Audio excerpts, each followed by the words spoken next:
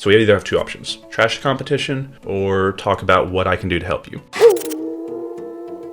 I wrote negative competition statements. So I did this a lot, like in the beginning, when I was fearful of competition, I would say, so we either have two options: don't look at them or look at me, right? Meaning trash the competition or talk about what I can do to help you. So for example, let's say that you're looking at KW and I'm recruiting you. What a lot of people do is, oh, here's why we're better than Keller Williams. Here's what we do. KW's not that great. They're washed up and blah, blah, blah, blah, blah, right? They want to put a negative push to this side. That's not good. So we never talk bad about another company or another agent. In fact, what you do in the spot is you do a passive compliment with a strength statement, meaning, oh yeah, man, look, whether you come here or not, or go to Keller Williams, I think both companies are great. KW's been around for a long time, done a lot, great for a lot of agents. But I really want to go into what we do here with the EXP model, but more so just like also, me as a partner, what I can do for you and what we're doing with our group within the company. Because companies are great, but I want to be a great partner for you essentially, right? So not bashing them, you're saying, hey, this other party's great, but I'm so confident that I'm the best option for you.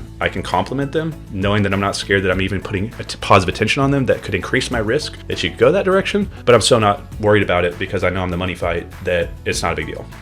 So from them, they're feeling that confidence, like, oh wow, he didn't just trash. Now, if that other party, flip side on the other call, you're up on the other side, right? Remember, always the other side. What are they gonna say? They're gonna say, oh, well, don't go with Joey. He's at EXP. He's gonna suck.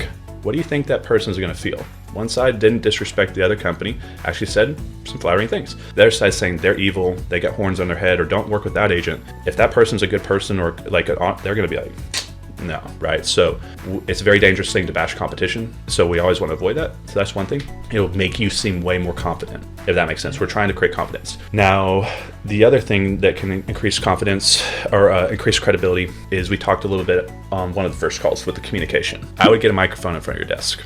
Does this not make me look more professional? It does, right? Because who holds the microphone? Traditionally in our society before social media, only important people. So social media's changed the world, but it hasn't changed the psychological perception of how people see the world just yet. There's a lag effect to it. So before social media and before the average person could become a celebrity, right? Only people that were important had a microphone on stage. An MC at a big event, someone on stage speaking, someone at the Super Bowl, right? Someone in the media. So when you have a microphone in your hand, you increase credibility. What else also increases credibility? You can get yourself on a book cover, right?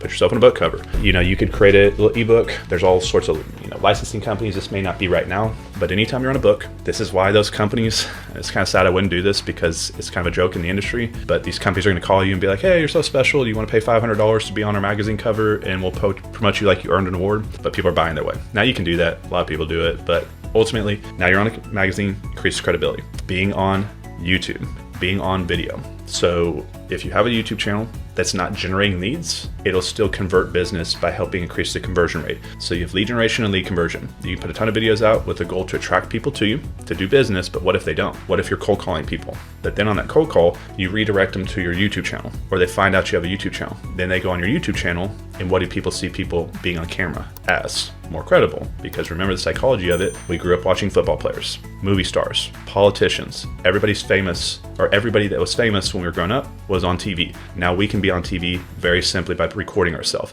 So these are all credibility positions that are going to increase that perception of credibility for that person without having to see metrics of data, background, production, all that type of stuff.